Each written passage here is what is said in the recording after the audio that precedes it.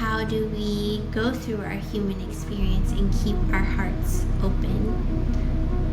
You know, how well we are, we will have negative emotions, and that is part of the beauty of being human. So from my perspective, I think that is a part of it, and the idea is not to get rid of those things, but it's like, how do we respond to those things? You know, slowing down enough to hear our own thoughts, to listen to our bodies, to the relationships that we're in. I don't feel as though we're gods. I feel like I'm having a human experience. I feel like there is part of the divine in me.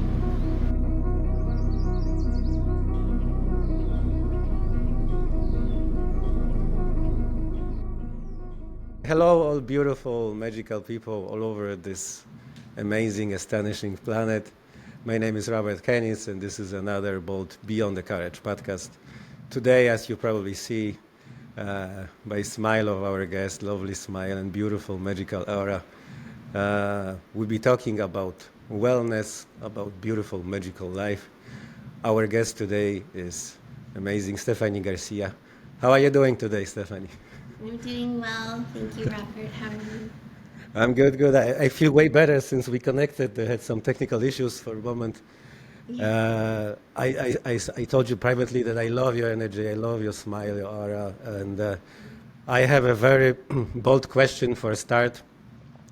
You are a founder of Volver Counseling. Volver stands in Spanish for return, something what is returning to us. So how to quickly and efficiently Volver and receive wellness, how to come back, in other words, how to come back to beautiful holistic wellness in our life. Yeah, I think it's interesting because in the question you said, how do we quickly do that? And Yes, because everyone wants click quickly and efficiently nowadays. the first thing that came to my mind as you said that was actually to slow down. So I feel like it's in the slowness, in the integration, in the quiet, and that's how we return to ourselves, you know, the relationships that we're in, with the world around us, with the food that we're eating, with our community. So to me, the most accessible way to return to wholeness is by slowing down. I love that. It's resonating with me so much. The whole universe, the whole world is speeding up with some enormous speed, like maybe even faster than exponentially. So maybe on your example, how you managed that and how you were able to slow down. I'm assuming that you have a very deep peace and happiness within you on a daily basis. I think I do, and it's a practice, right? So I talk about this, but I also practice it. So every day is about returning to myself through my prayer, through my movement, through my meditation, and taking that time in the morning to cultivate that peace. You know, not every day is sort of like perfect, right? I have the fears and feelings of anger and all of these things, all of these emotions that we all have. And I return back to my practice with those two. Those are giving me information. Those are part of my human experience, you know. I have all of that as well. But it's a practice every day. Yeah, I completely agree with that. Practice, micro routine, good habits. You mentioned experience as a human. So, referring to this, who we really are. How do you view life? Are we gods? Are we formless, timeless, infinity of consciousness? Are we energy? A lot of people say that our universe is holographic, and it's a very important role plays like secret geometry, that everything is symmetric. How do you view all that? Mm. I don't think that I don't feel as though we're gods. I feel like I'm having a human experience. Mm-hmm. I feel like there is part of the divine in me. Like when I, go outside and I see a beautiful flower, or I see the way that the trees blow in the wind, or I notice a beautiful sunset, like I see a reflection of myself in that, because I feel like we are nature. But do I feel like we are gods? No, I think I'm having a human experience, and there's a part of the divine that is within me, if that answers your question. Yeah, it's a beautiful answer. But by the divine, what do you understand that, like by the divine? Is it like a source? Is it something what is creating this universe? Do you have a connection with the divine? A lot of people, I met a lot of people in my life who are really expanding consciousness radically, that they were able to build a connection with a divine, or maybe sometimes people use the word spirit. I recorded a podcast this Wednesday with an amazing guy in Europe. His name is Robert Rient, and he's working as a shaman, but without plant medicines, without psychedelics, just using organic methods. Interesting, yeah. And he was talking for like half an hour about connection with his spirit, that the spirit came to him. He introduced himself as O, like in Polish it says like O, like open, like circle, more like into this understanding, and that spirit is guiding him through life very wisely recently. Yeah, I think of it as nature. Some people maybe refer to it, like you said, as the source, as creator, and I see it as nature. My connection, like the divine. When I refer to that, I think whatever word you use, but I see it as nature within me is reflected within me, and vice versa. Like there's this connection, and that's who I connect with. That's who I pray to. That's beautiful. Okay, so you mentioned first thing, slowing down. What would be the other core element of wellness, of beautiful, magical, healthy life? I think when we slow down, then we can start to listen to our bodies and what they're needing, right? So also listening to the emotions that are coming up. Is my body telling me that I'm hungry? Maybe I need to eat. Is my body telling me that there's some grief that I'm holding that needs tending to, that needs care? How can I listen to what's going on inside? And I think slowing down is the first step, and then we can tune in and sort of like,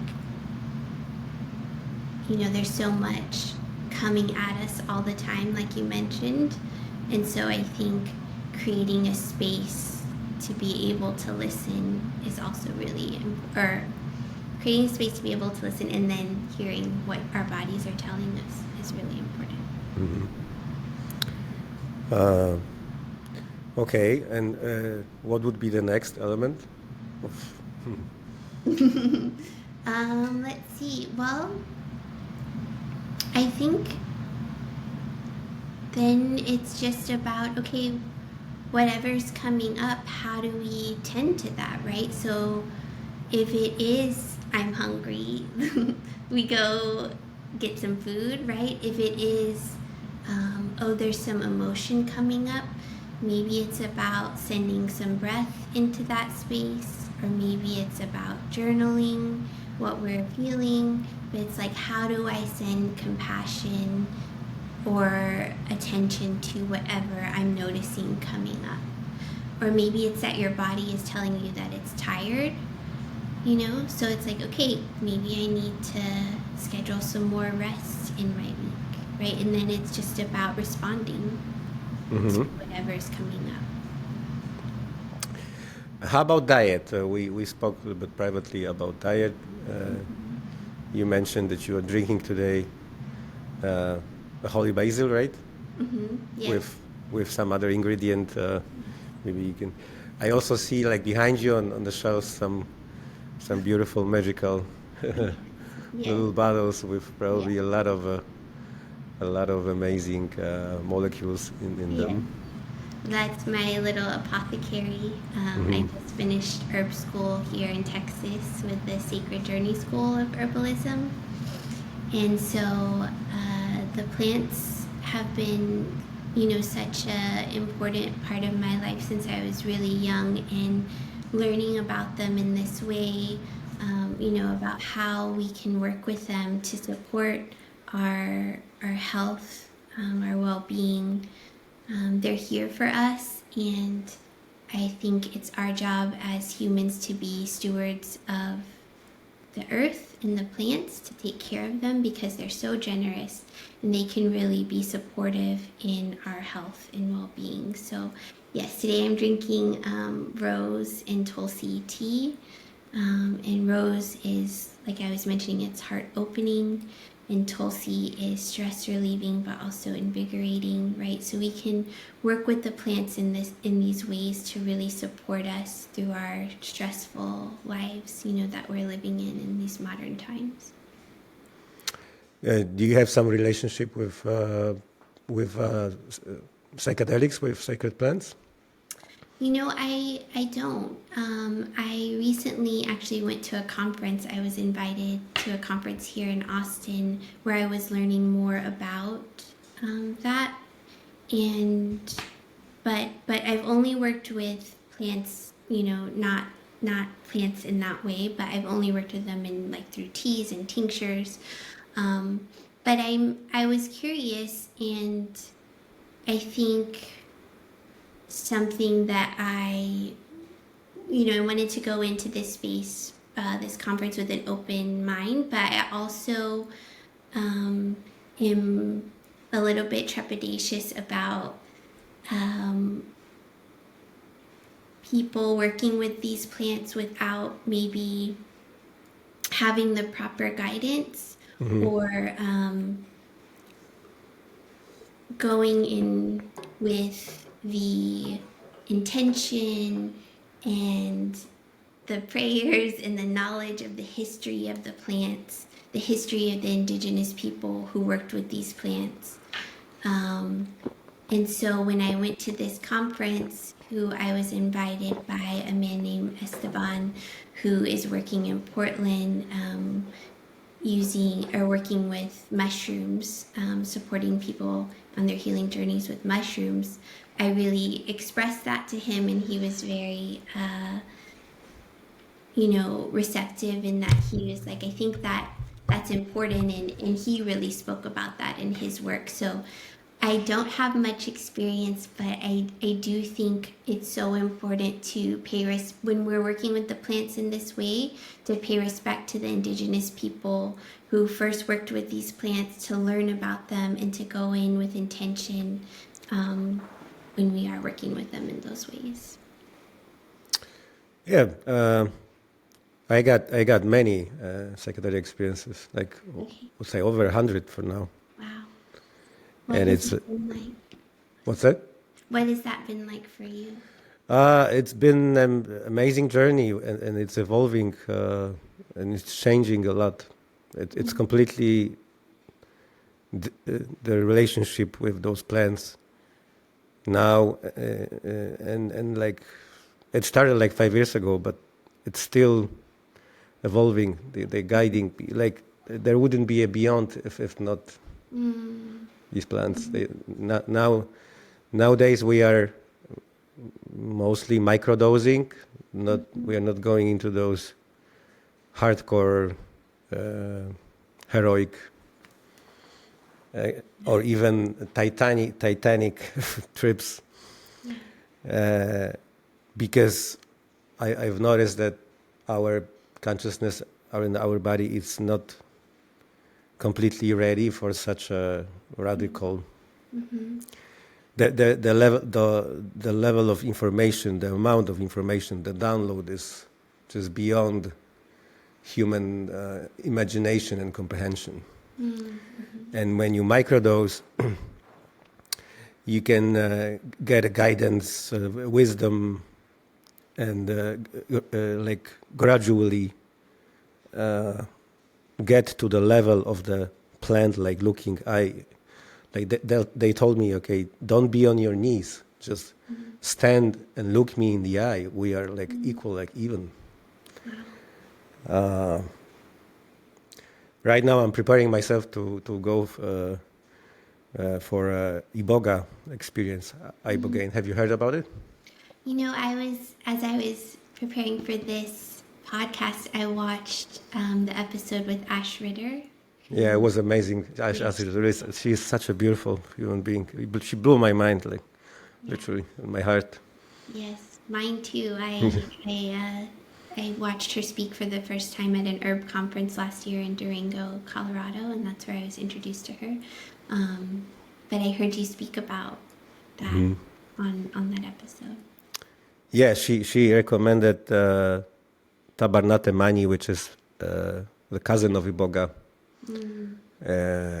It's called. It translates to many eyes, like looking on life from so many perspectives, and then the level of wisdom from that molecule plant is just like wow. I started microdosing it, and it was like day by day.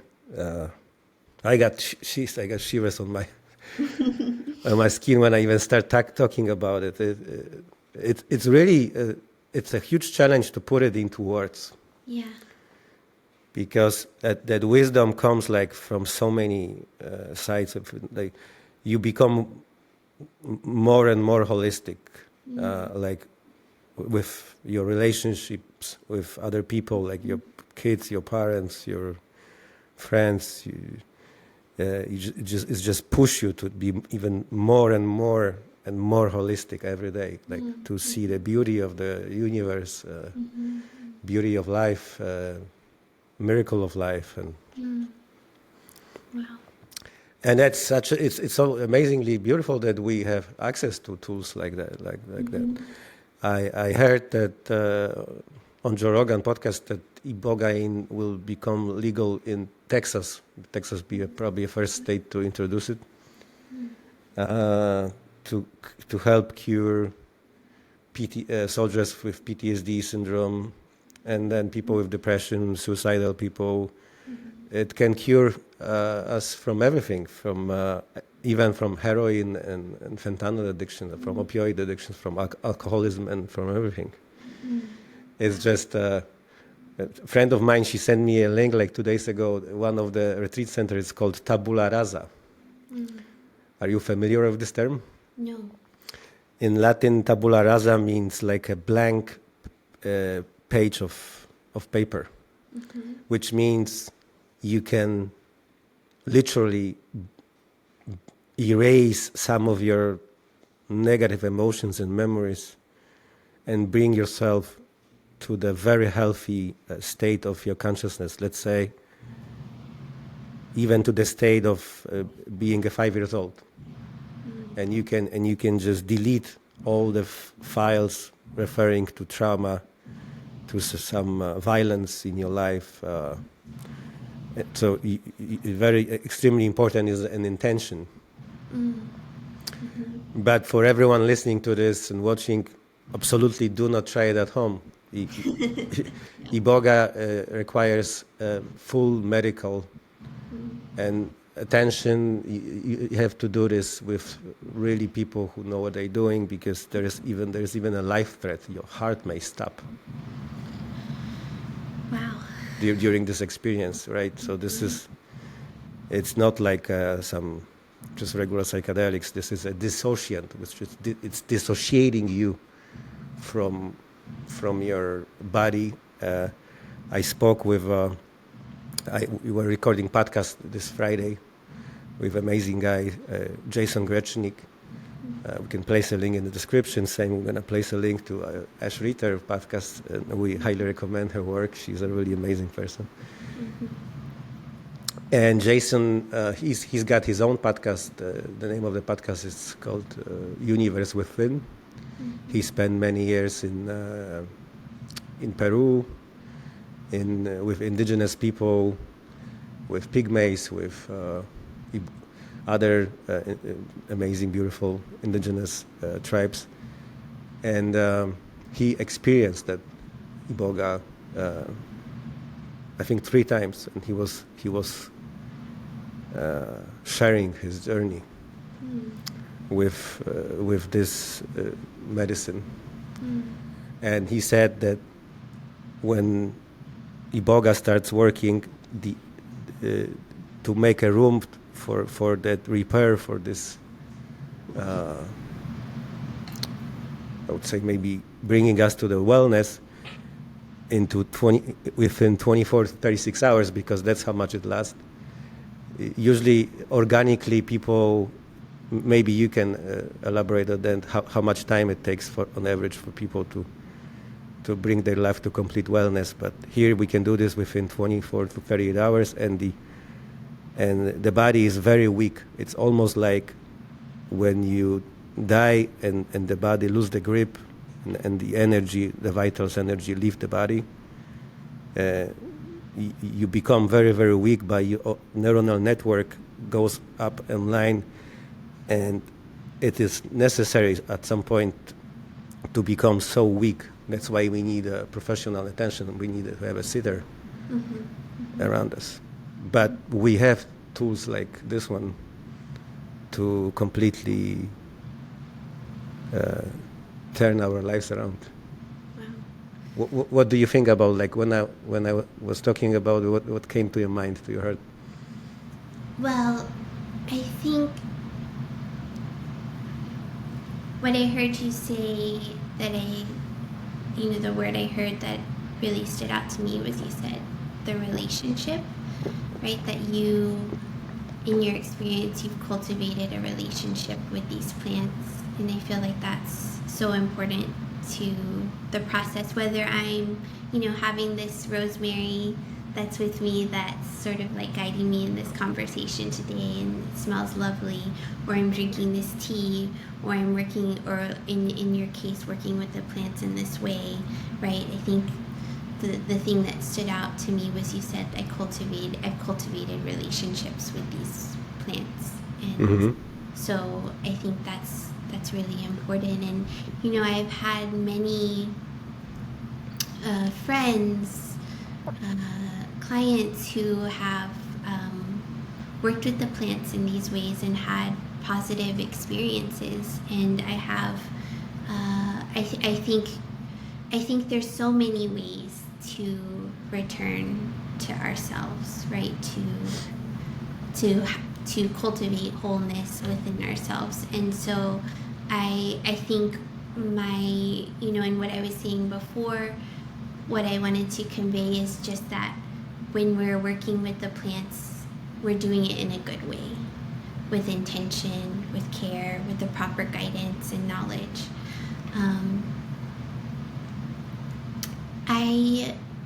As you were sharing, what was also coming up was that in my work, in Volver with clients in therapy, I think what I see a lot is people say maybe like I want I want to never be triggered again. I want to feel happy every day. Like in from my perspective, I think part of our humanness and human experience is that we will be triggered no matter how well we are. We will have negative emotions, and that is part of the beauty of being human. So from my perspective, I think that is a part of it, and the idea is not to get rid of those things, but it's like, how do we respond to those things in ways that are helping us now, where maybe we responded to them in ways in the past in ways that we needed to for survival, right? But now those ways don't work for us, and we're still responding to those things in those old ways. So how can we respond to them differently, not necessarily get rid of them? Because in my perspective, I don't think we're not going to be sort of like these enlightened beings. We're human, and part of our human experience is that we have things that have happened to us. We have anger and fear and sadness, as well as joy and love and all of these things. It's all folded into being human here on this earth. Mm-hmm. Yeah, I love that. Thank you for sharing.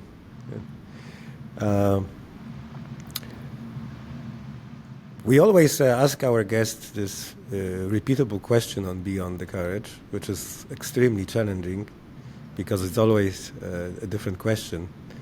Usually I ask it at the end, but maybe we can ask it now. What would be the most ultimate question for you if you could ask any question through me, through Beyond the Courage, yourself? What would be the most desirable question out there which could help your heart express the essence of your being? Okay, I want to be sure I'm understanding. So you want me to ask you a question? I want you to ask yourself this question through me. Question. Okay. Through us, yes. Can you say it again, please? What would be the question, the ultimate question you would like to be asked? I could ask you. I will ask you this question if you already know the question, what you would like to ask yourself.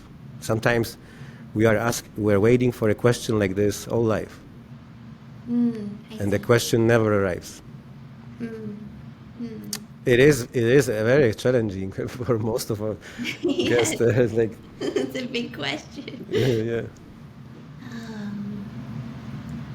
But we named this podcast Beyond, so Beyond. Let's go beyond.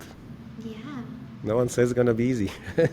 But you don't have to. We don't have to ask that question. If it's not resonating with you, then we are not forcing anyone to anything here. No, I'm just taking a minute to think about what that question would be.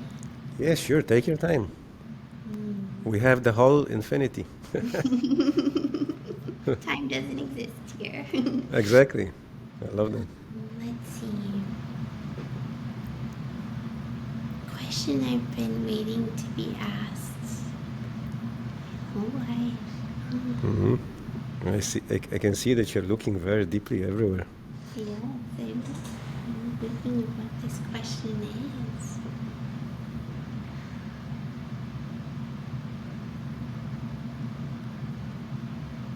I mean, the thing that's coming up as I was, as you're talking about courage, is like in thinking about, fear and all those things, is like not that not that, again, sort of like back to what I was saying before, not that those things don't come up. I feel like courage isn't about not having fear come up, but it's how we respond to it. And I think about how do we go through our human experience and keep our hearts open. And so when I think of being courageous, I think of like moving forward even when there's fear, meeting that fear, welcoming it, and how do I do that in a way where I can keep my heart open? Mm-hmm. So, yeah, in the other words, the question would be how to be like fully courageous, right? How to transcend fear. Mm-hmm. And do you already know the answer to this question? I think I'm figuring it out, right? Like it's a practice. Every Mm-hmm. day the universe asks me to be courageous in a different way, whether it's like saying yes to coming on this podcast or talking with a friend about something that's been on my heart that I've been wanting to talk to them about that I'm not sure how they'll respond. Mm-hmm. You know, I think for me it's a constant practice. So basically, uh, just do it, right? Like a Nike slogan, To move towards it and to move towards it and keep my heart open, because I Mhm. think fear, like me, when I think of fear, I think of like closing off. And sometimes fear is protective. Like sometimes we need to protect ourselves a little bit. But I think I am privileged in that, my safety isn't threatened on a daily basis, right?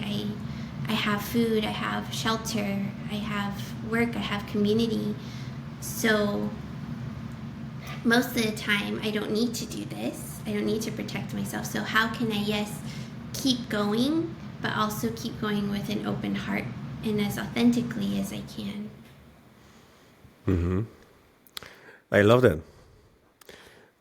Like in general, would you consider yourself as a courageous person? Is like that transcending different aspects of life? Is this something what is calling you, Mm. going beyond your limitations? Mm-hmm. I think of myself as a curious person, and my curiosity has pushed me to be courageous.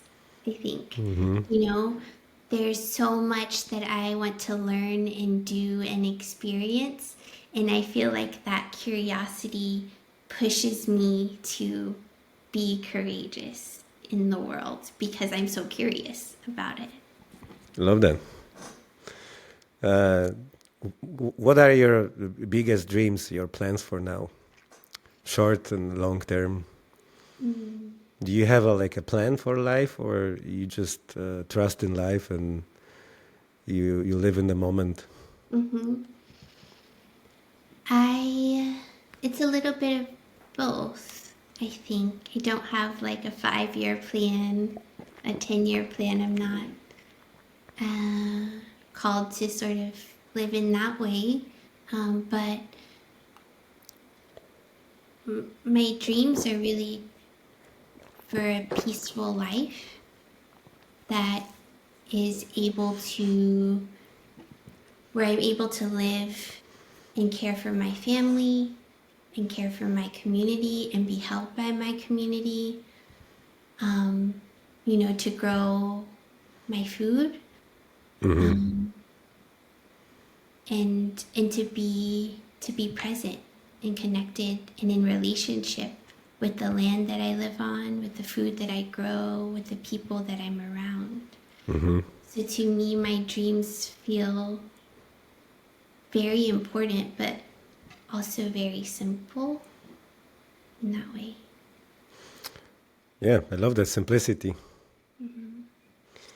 Yeah, especially female energy needs security and Mm-hmm. Yeah, Mm-hmm. men are completely opposite. Mm-hmm. Mm-hmm. We had a tornado here in Chicago on Friday, and I was walking in the forest during the day. I was the only person, and I had spoke with a very close friend of mine. She was in Europe. Her Mm-hmm. name is Magdalena, and she started worrying. Like, what are you worrying about? The hail was coming down, and the trees were flying away. How were you within that sort of like storm that was happening around you? I was pretty calm to the moment when like this piece of hail hit my head here, and then the fear got to me a little bit, Yeah, yeah. and I thought maybe it's a good idea to find some shelter, Yes. and I found a shelter for like a minute, and then it stopped. Oh, that's funny. So at the end, I didn't manage that courage all the way to the end. Mm-hmm, mm-hmm. And the beautiful thing is, right, that when the tornado go away, went away, the sun came out and such a beautiful calmness. Mm-hmm. There were, tree limbs everywhere, trash cans flying around. People were cleaning, but there was this beautiful silence and calmness. Mm. And, Yeah. and I think it's like a beautiful metaphor that in our life that sometimes storm is coming, but it will sooner or later will pass away. Yes. Yes. I think it's very hopeful, right? Like the waves, riding the waves. Hmm. So you are working a lot with people. Yes. Once again, the website it's called Volter Volver Counseling. Uh, a beautiful name. And you work with adults, with parents, with kids, right? Mm-hmm. Yes. Would you be so kind and elaborate on that? And how did you find the courage to start working with people, help people change Mm-hmm. their lives? Yeah. Thank you. Um. Well, I I feel like it sort of found me. I don't think I went into this work fully conscious of that idea. I finished my undergrad and was exploring what I was going to do next, and I had experience working with kids in different capacities, and then I found play therapy, which is a type of therapy that works with kids and utilizes their natural language of play to help them process the experiences that they're having in their life. And I found my school, which was Loyola in New Orleans, my grad school, and I In New started Orleans? in New Orleans. Yeah. Oh, such a beautiful, magical city. I It love it. really is. I love New Yeah. Orleans. It's Uh, so rich, so much culture, so many wonderful people. It's not like any other place, in the world. yeah, I've seen people dragging pianos, those big, huge, to the street, dancing in the cemeteries, partying hard and dancing. Mhm. It's just like, wow. Yes, and there's such a deep culture to, you know, underneath all the revelry that we see, Hmm. um, and But and also there is a mix of extreme wealth and extreme poverty over there. yes, yes, that's true. Hmm. Yes, and I was able to see that really closely. I went to school at Loyola, which is in Uptown, a very nice part of New Orleans, and then I was working in Central City, and working in the Iberville housing projects when I was in grad school there. And so to see that I experienced that juxtaposition very closely. Yep. So I went to school there and just fell in love with with this work, and my professors were all amazing. And I think subconsciously I was trying to figure out what was going on in my own family. And I feel like, what I was learning was really giving me language and tools around what I had been experiencing in my own life, in my own family. And I don't think that I was realizing that that's what I was drawn to going in. And they really encouraged us to explore like our own past before we stepped into working with other people and supporting other people. So I feel like it just sort of found me, and that was how I got started. And then I worked in community mental health for most of my career so far. Like the past, for about 8 years, I worked in community mental health, worked in schools, and did in-home therapy. And then I transitioned into group practice about 2 years ago, and then my private practice more recently. And this was my opportunity to, so just to sort of backtrack a little bit, my schooling was really great in this sort of like foundational way, but it was also a very Western lens of the healing, right, of therapy. And I'm grateful for that, and I appreciate that, but I also felt like something was missing. So when I started to follow my own curiosities about healing and about my own culture, I started to take classes to learn about traditional Mexican medicine. I worked with a woman named Metzli in San Diego who taught a course on Sovada, which is a traditional Mexican healing technique similar to an abdominal massage, but not quite the same thing. And then came here in Austin and met my teacher, Iracema Reza Bailey, who I learned the rebozo from, which is another healing technique using a textile called the rebozo. So I feel like that was the piece that I was missing, like this connection to spirit, to nature, to our bodies. And then I felt like, okay, I want to open my own practice to integrate these things that I've learned, over the course of the past nine years. Mm-hmm. I love that. So now you do what you love, right? Now you do on a daily basis, you follow your passion, right? Mm-hmm. So many people dream about it. Mm-hmm. Yeah, that's why we started Beyond, to also do what we love and to help other people live more consciously. Mm-hmm. If you know anyone who is really a beautiful, charismatic persona, please contact with us. You can send us a comment or send an email. Mm-hmm. We'll place all the links in the description. Also, as a Beyond the Courage, we support a beautiful, amazing project which is called Gift of Heart. For 37 years, a group of amazing people saved 1,400 lives. Mostly kids, actually kids. Oh, wow. Yeah, it has its origins in Poland, and now this organization is here in Chicago. We will place all the links in the description. We are supporting them forever and ever. On our European channel, we published the conversation with Ivan and his mom. Wonderful. They were one of the first victims of the war in the Ukraine.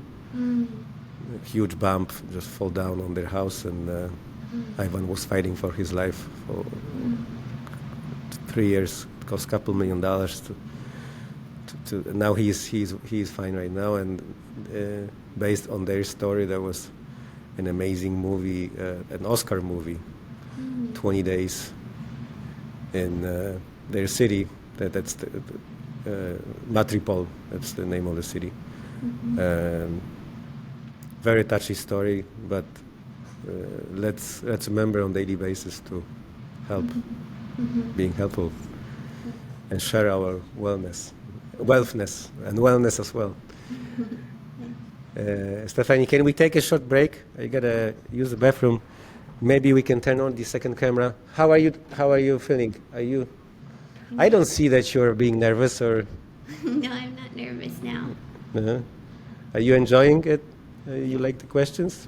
Yeah, I think they're keeping me on my toes. It's something. It's coming to your mind, like something you would like to be asked. Something very close to your heart. Something which may help you. Maybe talk more about your work or. Let's see.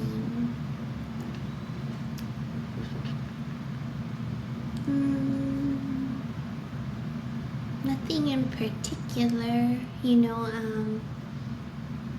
I'm happy to talk about like the different, like the community and the connection to our body and nature and how those can be healing in our life. Okay. Yeah. How about your culture? You have your roots in Mexico, right? Yes. I'm a third generation Texan. Ah, But yes, let's see. I have family from Mexico that is from different parts. It's been hard to gather my family history. I feel like it's been lost, and so I'm still in the process of finding where exactly we're from. But yes, definitely Mexican and identify as Mexican American, and returning to those teachings have been really powerful for me, connecting with my ancestors and those traditions. So yes. I would like to ask you about maybe let's take a break, but Sure. about death, because the approach to death in your culture is way different than in Western culture. I love that. Did you see that Disney cartoon? What was it called? Do you remember? There was a I know what you're talking about. I think. Coco. Coco. Yes. Yes. Yeah. Are you open to talk about that? Sure. Were you able to go to your son's graduation? I'm going after we finish a podcast. Okay, good. Yeah. Yeah, I can mention about this on the podcast. Why not? Sure. Start drinking a lot of kratom recently. That's have you heard about it? Kratom. I saw that on the episode you did with Ash. Yeah. I think so. Anyways, or at least I don't know. I've heard. Can you tell me about it? It's a plant from Southeast Asia. Okay. Very very well known to humanity for thousands of years. It's in the family of tea. It's a tea. Oh, okay. But it's extremely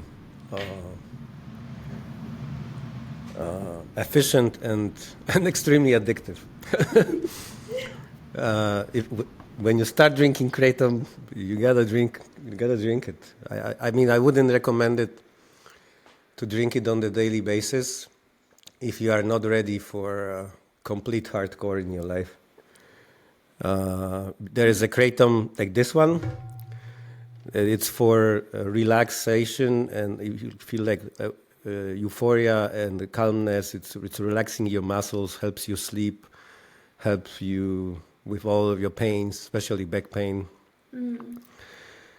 And it's like you put like a very cozy blanket around you.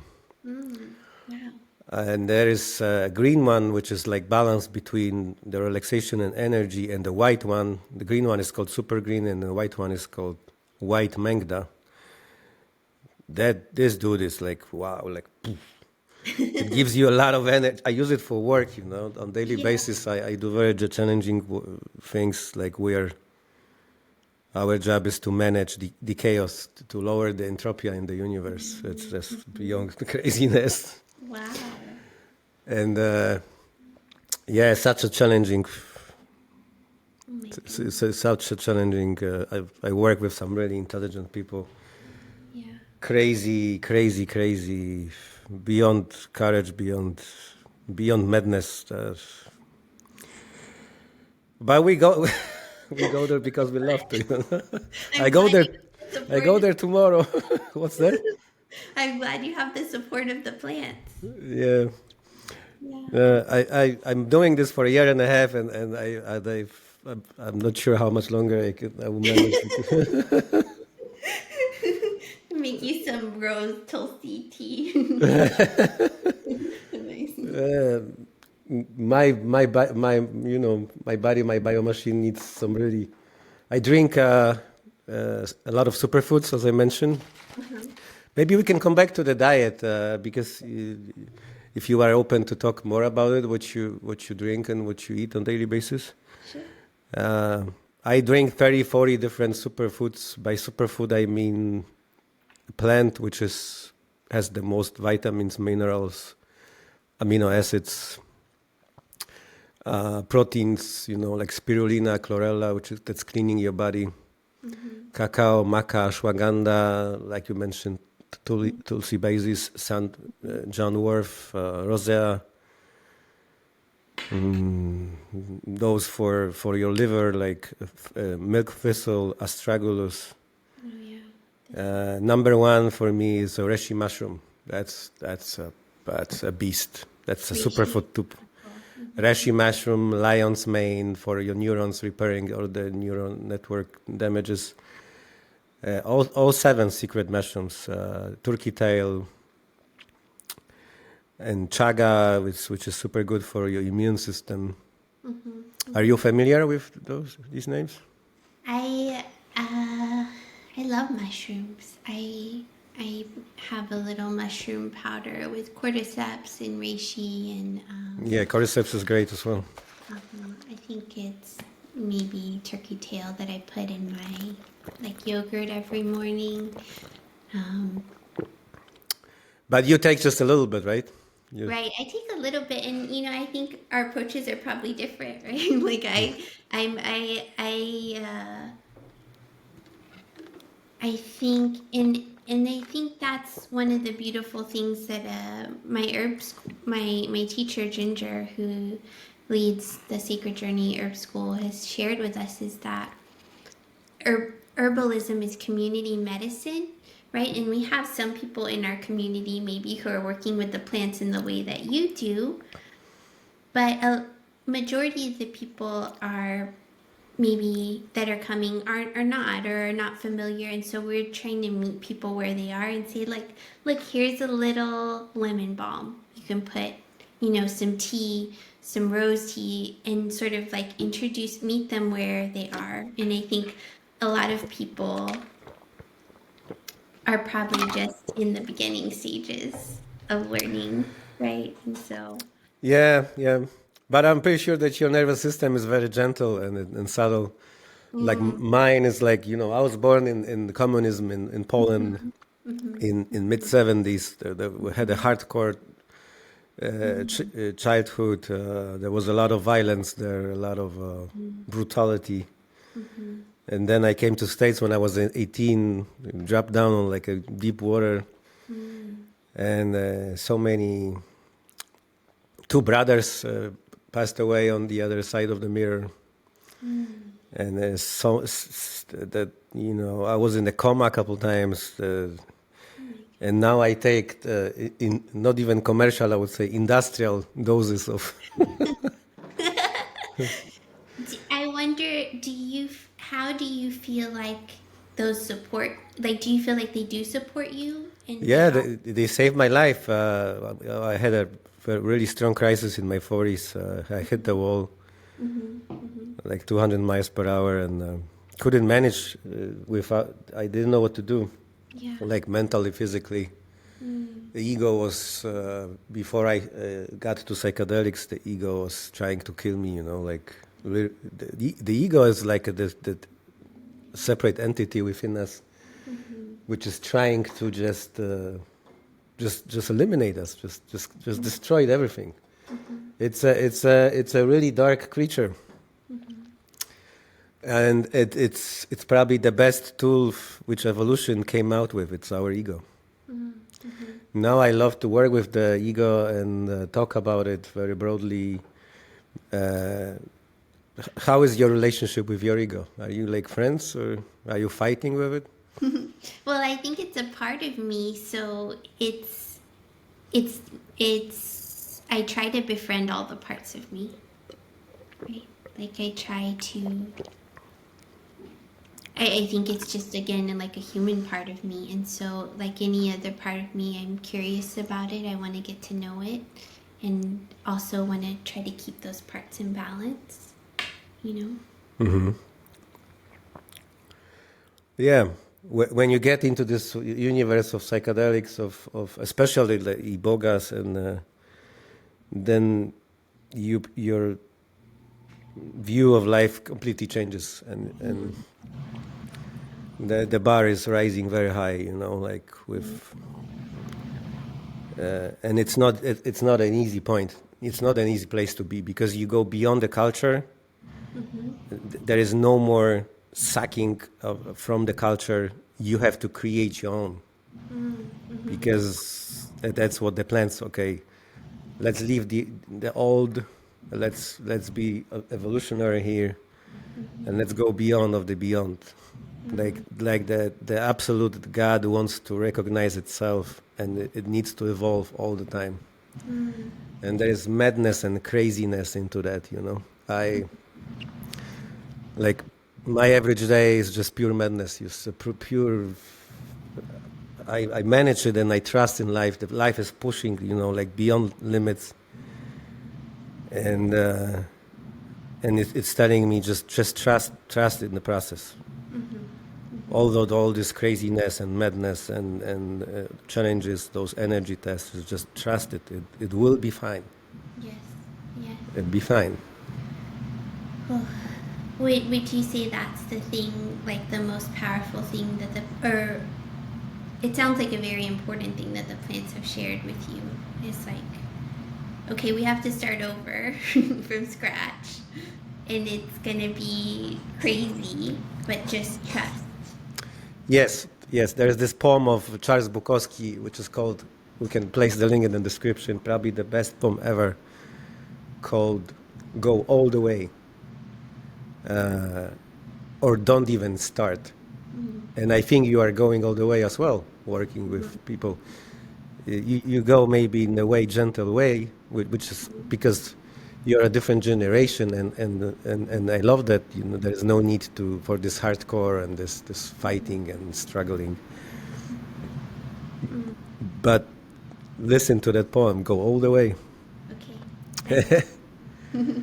It may mean freezing on the bench, starving for a couple of days, losing girlfriends, wives, close ones, but you will do it. Along with the guts, you will do it, and you do it. On his grave, it says, "Don't try." Charles Bukowski grave. It's a very provocative line. Yeah. Don't try. Don't try. Yeah. And if the human mind see that, don't try. First thing I will do, I will try. Yeah, we love a challenge. Yes, we love challenges. Do you like challenges? Do you love challenges? I I think they're necessary for growth. I don't always love them, but I do sometimes. Sometimes I love them. Sometimes I like them. Sometimes I don't. But I do think they're necessary. Mm-hmm. Or else we'll just be in the same spot. Let's talk about death. We spoke a little bit privately about that amazing animation Coco. The approach in your culture to death is way different than in Western culture. I, when growing up in Western culture, I prefer your culture way more than approach to death when there are people are dancing and have this relationship with the dead ones. Yesterday, I watched a very touchy video. We can place the link in the description by Joe Monroe, who is challenging all of the reality. Have you seen that guy? He's got tattoos all over his face. He looks like he looks really cool. If some people like, I'm not a huge fan of tattoos, but I don't mind them. But superbly wise guy, Joe Monroe. He's talking about the nature of reality. That the nature is holographic, and at the end of this video, there's a superbly powerful message referring to death. The guy asked him about death, and he said, "Death is the most important thing why we are here. At the moment of death, you be not the judge, but there is a measure, like energetic test for you, if you are ready for the next level of reality." And the video is showed Keanu Reeves in Matrix, and I stopped, like this is one of the most powerful things I ever heard in my life. That Osho was talking about it. The death is the most important operation on our consciousness. Do you think that you are already ready to go to the next level? She's smiling. I love you smiling. I was thinking about this question.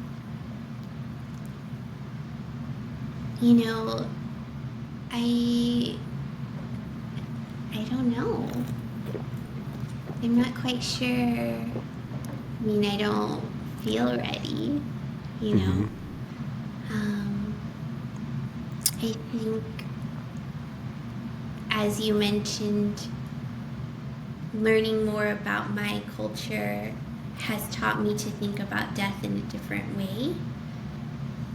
And part of that is that we're experiencing many deaths throughout our lifetime, throughout our days, and so when you say I think the kind of death that you're speaking to, like the death of our bodies, right, is one way.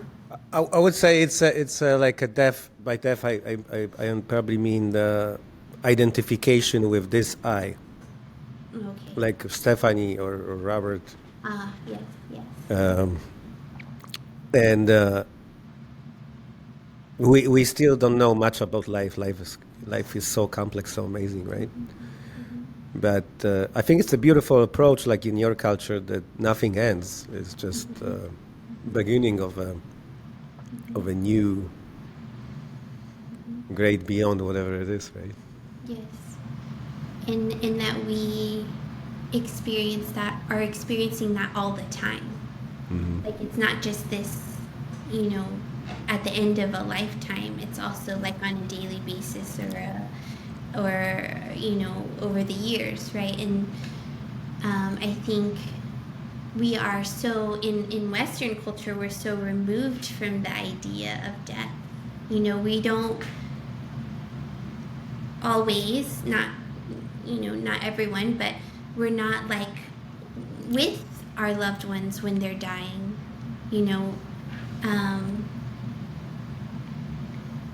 It's such a like, just like I think in Western culture we're removed from our relationships with food, with the land. We're also removed from our relationship to death.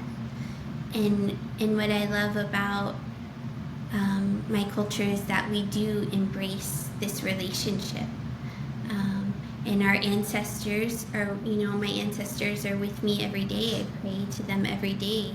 So they're not somewhere else. They're here too. with me. And then, as you mentioned, on Dia de Muertos, there's like a celebration. They're coming back. You know, we put out things on our altar that they love, you know, to invite them back into this world. But I view them as a part of my life every day. Hmm. As I remember, the core message of this animation was that the dead ones exist as long as we remember about them. Yes. And there's like a guy in that story who is almost disappearing because no one remembers about him anymore, and he does everything to send a message to the other side of the mirror. Mm-hmm. Yes. So that's why we say their names, right? And that's why we have them on our altar, because in our culture that is the ultimate death, is like we don't remember. Yeah. Yeah, my ex-wife, she's a mom of a younger one who is graduating today. His name is Maxim. You can see him right there, a crazy dude. Her partner, his roots are like half Mexican, half Indian, and they actually see dead people in their family, and it's a completely natural thing. Like for us, it could be shocking, right? And I remember his sister told me a story that she was beautiful Sunday afternoon in Chicago, and that spirit came to the living room, looked at the TV, and then looked behind the TV. And he died in the 80s. In the 80s, TVs has this huge back, you know, like that was very thick. Now we have those very thin LCD plasma panels. And he looked at the back of the TV. He's like, what the heck is that? And then he left. That's it. It was so funny. I was laughing. Because it is funny, isn't it? It is. It is, yeah. Yeah. And I think that is, you know, as you were talking about that, I was thinking about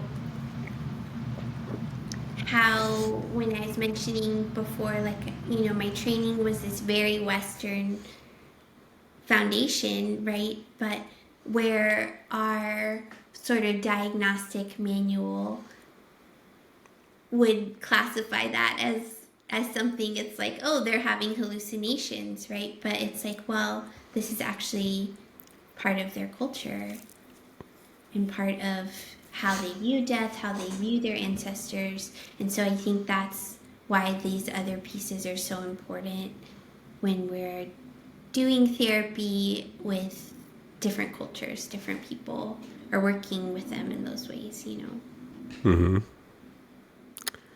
Yeah, the universe is changing.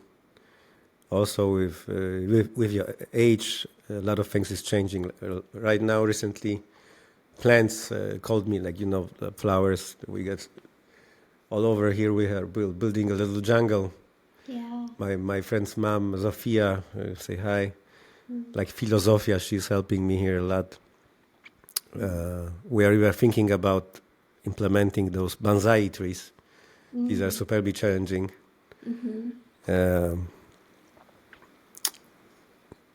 My ego told me that because a couple people told me, it's a very interesting story as well, that we will not manage, I will not manage, and I was thinking about returning them on Amazon, and the system said, there is no need to return, you can keep them.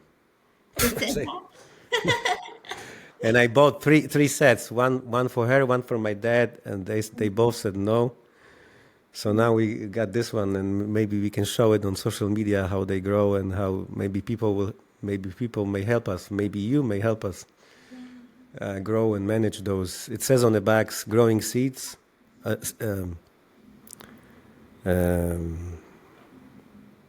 You put seeds and you grow dreams. Like you implement seeds and you grow dreams. We're thinking about inviting here into studio because we are ready to invite guests to the studio here in Chicago. If you ever be in Chicago, be more than welcome to be our guest.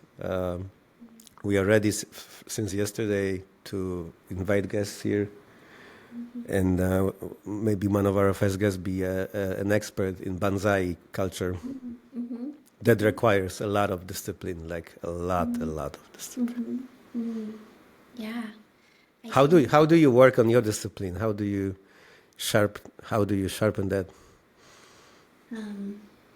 well, going back to what I was mentioning in the beginning, it's a practice, I think naturally I can be a little bit of a routined, disciplined person.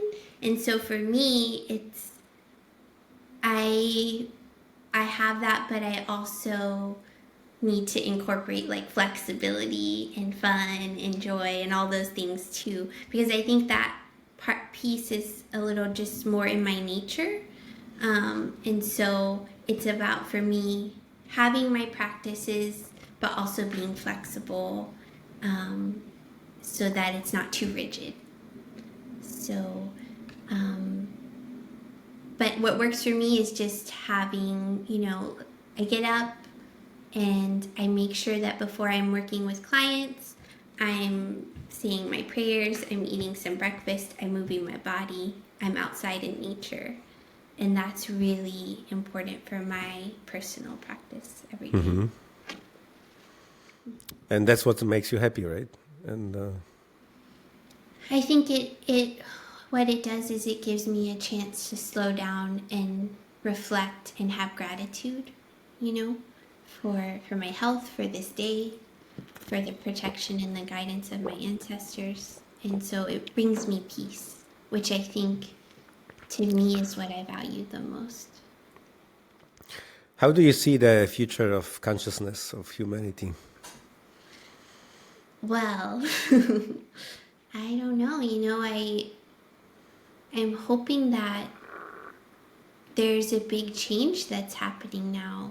Mm-hmm. We're seeing a lot of things in the world.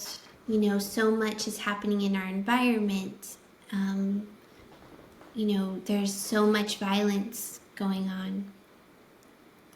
And my hope is that we're recognizing that we are disposable, like in the sense that nature will continue, but if we continue to treat her in the way that we are, treat each other in the way that we are, we won't be here anymore. And if we want to stay here, we need to change our relationships to nature, to ourselves, to each other, to the ways that we think about food in our bodies. And so my hope is that, it's pretty wild out there right now, but my hope is that we're waking up to the fact that we can't continue in the ways that we have been. Mm-hmm. Yeah, I'm not into politics at all. I don't watch news for like 3-4 years at all, like at all. Mm-hmm. And I think it may sound very controversial, but there is no need for that. There are people out there who take care of all of those processes, and life knows what it's doing. If you stop in taking these news on daily basis, your life change radically, like radically. Because there's 80% is negativity there, and it's a trick from the matrix, and cutting yourself from news requires also a courage, because the mind, the ego thinks, if I will not be controlling, watching it on daily basis, something bad will happen. That's not correct. We may have a different role in consciousness in humanity. And remember when I stopped watching news, that I found this app on Android phone. It's called Good News. And I was so surprised how much good there is out there. Yes. I think I already mentioned that on the podcast, maybe even with Ash Ritter, I don't remember. Mm-hmm. Then I went into comedy from that. And now we have also a channel in Europe, in Poland, which is growing rapidly. We are inviting the top comedians in Poland. Polish stand-up is doing really, really well. Mm. Now we'll have a panels between comedians in Australia and in Poland and Berlin. And comedy is superbly important in our life. Like, life is a... We had a podcast with, you can place the link in the description, with Nick Sun, and we name it Life is a Joke, Death is a Punchline. That's great. Yeah, I love it too. It was partially his idea. I mean, he had some really radical ideas. He's working with Iboga. Hello, Nick. Crazy dude. He was in the comedy. His story is so like twisted. And finally, he went on the ayahuasca ceremony, and the spirit of ayahuasca told him, Nick, comedy is killing you. You gotta leave it right away, right here, right now. And he left it for 6 years. For the first year, he was drinking ayahuasca every week. Oh my God. And after 6 years, nothing changed. It was even worse. So he came back to comedy, and he is really funny right now. And he left me a message last week, and he said, probably I will retire from comedy next year, and I'm focusing myself of becoming a Iboga facilitator because I can make more money this way. You never know if he's serious or not. Oh my gosh. That's funny. Yeah. I think what you're saying, is something that as you were speaking, I think what came up is like, yes, being mindful of what we're consuming, because there's so much out there telling us what to think, how to think, what to believe, and where we're consuming it from, especially if we're already stressed out. I have a lot of clients that tell me like I have high anxiety, and I'm checking my phone and watching the news all the time. And so we want to say, okay, how can we manage what you're consuming that's probably already adding to that, right? But I also think what you said is important about joy and laughter, and I think part of healing, in my perspective, or that returning, is also remembering the strength of our ancestors, of our well ancestors, right? Like the joy, and bringing that into our lives, and saying like, yes, I have maybe trauma, or there's intergenerational trauma, ancestral trauma, but there's also this strength that lies in my ancestors, because I'm here because so many of my ancestors survived and were able to survive, that allows me to be here now. And so I think that joy and leaning into play and focusing on also the strengths, not just what has happened to us or what has happened in our lineage, is really important too in this wholeness. Mm-hmm. Yeah, I strongly agree with that. It's very resonating with my heart. Mm-hmm. The universe is changing. We are getting all these amazing tools like AI. I would like to ask you at the end, what is your relationship with this silicon way of evolution? Mm-hmm. I have a question I always ask AI for questions for our guests. And I look at those questions now, and the question 11, I think it's a proper question to ask you. If you could dream about the universe without any psychological barriers, limitations, how this universe would look? Okay, AI. Yeah. Some So questions. Grok AI, the crazy Grok, super G-Love, how we call him. Let's see.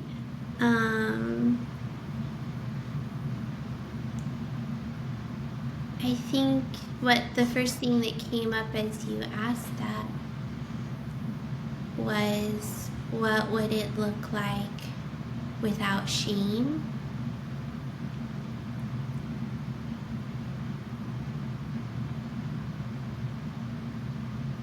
And I'm not, I don't know. Because I think our emotions are all valid, but I feel like shame can be such a barrier to creating relationships, to self-compassion, to healing, to sometimes, and I think we can practice accountability without shame. It's maybe hard, but I wonder what it would look like if there was less shame. And maybe this isn't quite the question, but what's coming up is like, and what would it look like if everyone had some sort of attachment, whether that is human or nature, that was secure when they are going out, when they're starting out in the world and like growing up in the world and feeling like they have a secure attachment, and what would it look like with less shame? Mm-hmm. Yeah, the shame is very important. We get so much shame in our DNA. Mm-hmm. Some people say when we are being born, we got 30% of light, only 30% of light, and 70% of darkness. Mm-hmm. And our life goal is to increase the light within us. Mm-hmm. I was listening to all of our conversation, and I asked it just right now. I call Grog Super G Love. I'm trying to be really nice to it. One question to Stephanie Garcia. And I added, go beyond, and here it is. How do you inspire others to go beyond their limits in their personal and professional endeavors? Mm-hmm.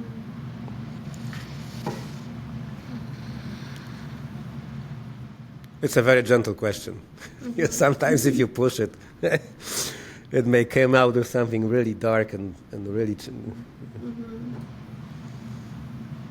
I think what comes to mind as you ask, or as, what did you say you call? Can you read your question once again? How do you inspire others to go beyond their limits in their personal and professional endeavors? Mm-hmm. I think what comes to mind as you ask that question with the support of your AI is the way that I think about that is by... There's a quote, I can't remember who it's by, but it says the fastest way to get to where, something to the effect of, the fastest way to get to where you want to go is to meet yourself exactly where you are at now. Mm-hmm. Yeah, I love that. So I feel like maybe it's a little counterintuitive, but in order to push yourself and to go beyond, fully bringing all of your parts into where you are now and being able to integrate and be with that and build your capacity to be where you are now, so that you can have space for more when you need to, if that makes sense. Yeah, sure. Although the first message I got from the secret plans was that the life is not logical and not reason. This is a trap for us. We think, our mind and ego, that life is logical and reasonable. Mm-hmm. It is completely not. Mm-hmm. So making sense, it's... I know what you mean, but if you look at the nature of life, at some point it's completely random. And it's absolutely unpredictable. Mm. It's just we are trying to make it make sense out of it. Even like Sam Harris has his podcast, it's called Making Sense, because that making sense brings us security. Mm. Mm-hmm. Mm-hmm. But what I have noticed, the more wild you become and more unpredictable, the more life is supporting it. Life is supporting madness. Of course, I'm talking about being on the side of light, like not harming anyone, not sucking energy from anyone. It's just do something beautiful, magical things, something completely new. Life, when I had a first titanium session with the mushroom, it took me on like you have a black hole, and there is a horizon of events. And I asked the mushroom, show me something hardcore. He said, are you sure? Are you ready for it? Yeah, I am. I had to go beyond my mind. The mind was like a huge, like spirals of thoughts and programs and everything. Half of my identity was erased, and I was standing on the event horizon, like here, like inside that is what you know already. This is your culture, this is your past, your present, even your future, your dreams and your knowledge. And outside of it, there is complete unknown. And it was like just like an eye. And it was so terrifying at the beginning because I was like in shock, like what's there? And the mushroom said, we have no idea. This is something you called as a human future. This is a potential of everything. And the mushroom told me, just don't get weak, don't get scared, don't go into fear. We will provide you everything you need, all wealth, information, security, everything. Just stay with us and help us download whatever is out there. And I said, okay, I agree to that. Let's do this. Wow. And it put me into the state I called the love of my life. I didn't know what to do. It was so challenging. I didn't go to work for the next day. I flew to Poland for 2 weeks. Some crazy adventure, some another crazy journey. It was so beautiful. And it made me realize that first of all, the source of abundance is absolutely unlimited, and everything is reachable. It's just, that's why we named this podcast Beyond the Courage, because if you go beyond, especially courage, you can become limitless. Do you have a faith into that? Do I have a faith? Yeah.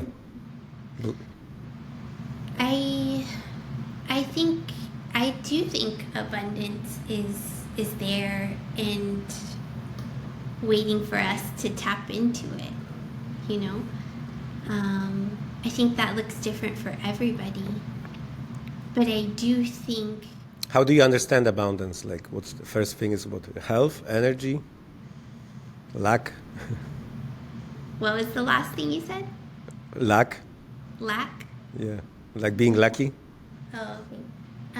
When I think of abundance, I think of health, I think of balance, I think of community, I think of relationship, connection. Sorry. The dog is Yes. also speaking about abundance right now. I think of our pets.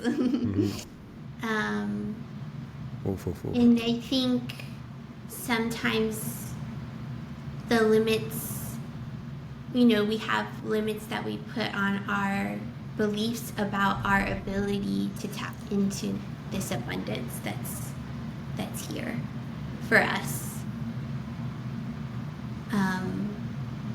That's how I think of it. Love that. Okay, Stephanie, is there something else you would like to add?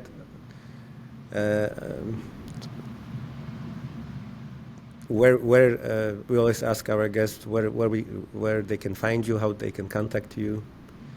What are your plans for the near future, like professional plans? Yeah. Hmm. Um, well, I just want to say thank you so much for Thank you. having me. I really enjoyed hearing your perspectives and your experiences with the plants. And I think the message that I just want to share as we close is, for me, healing therapy, the work that I do isn't about fixing. There's nothing wrong. You're not broken. It's about returning to your wholeness, right? And that we are not alone. We are all stewards of this land. We all have ancestors, no matter where we come from. There are people here to support you, your community, people that do work that I do and many other types of work in plant medicine. The earth is here for you. Put your feet on the ground, go outside, build relationships with the trees, the water, the plants that are near you. It's here for us if we pay respect to these things. And so don't forget that while I think sometimes things can get very complicated and complex, it can also be as simple as go outside and put your feet on the ground. Take your worries to the earth. She's here for you to hold you, right? You're not alone. Hmm. It's And beautiful. so relationships are really important, and we've forgotten about them, but they're here. And they've been so powerful in my own life, and I'm so grateful to my ancestors, to nature that has really shifted my life. Hmm. Um, and as far as what I'm up to, you can find me on Instagram, Volvera Counseling, on my website, as you mentioned, volveracounseling.com. I am working with clients in person and virtually in Texas, and specifically for in person in Austin. And I am bringing the work of the Revoso, which I mentioned a little bit earlier in the podcast, which is this textile that I have actually here with me. Yes, so beautiful. Love that. Yes. That is used in traditional Mexican medicine for healing. So I'm bringing that into my practice. This is community medicine, and I'm really excited to share that as well as the medicine of the plants this year in my practice. So thank you so much. Thank you. Such a beautiful. What are your top three like herbs or superfoods? Oh, my top three. Let's see. So for me, I think I really love rose. Rose is one of my favorite allies. She's heart opening, but she also has boundaries with her thorns, right? And so I feel like she's I don't know, I really resonate with Rose. Rosemary, also one of my allies, so generous, very much loved. There's a big rosemary bush outside of my house that is a dear friend. And then another one would be, yeah, the mushrooms that I work with every day. So I was telling you, I put a little mushroom powder in my yogurt, and use that or work with those for my immunity and just like brain health. Hmm. Yeah. Yeah, love that. Thank you so much, Stephanie, Thank you. for a beautiful conversation. Our guest today was Stephanie Garcia. Such a lovely person, beautiful energy, and I love what you're doing and keep doing it.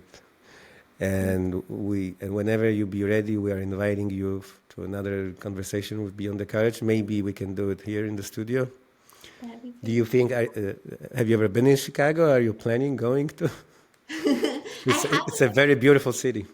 Yes, Very. actually, I have been. I was a lot younger. I don't remember it very well. It was snowing. But yeah, who knows where I'll end up. And if I do, I'd love to come visit in person. Yeah, Chicago is very beautiful. It's a magical city, especially now and from spring to fall. The mix of architecture and it's very safe. It doesn't. It's not like they say in the news. Yeah. No, I mean, there are people shooting 20, 15 miles from here, 18 years old with machine guns.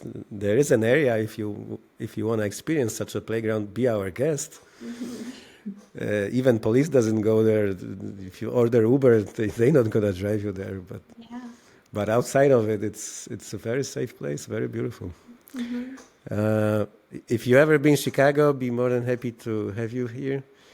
If you know anyone who is going to Chicago, would like to visit us for a Beyond conversation, also, I'll be very grateful. Mm-hmm. Thank you so much. Everyone have a beautiful day and magical life. Our guest was today Stephanie Garcia. My name is Robert Canis, and it was another Beyond the Courage podcast. Please send us comments who you would like to see as our next guest. Sending you a lot of universal love. Thank you. Thank you.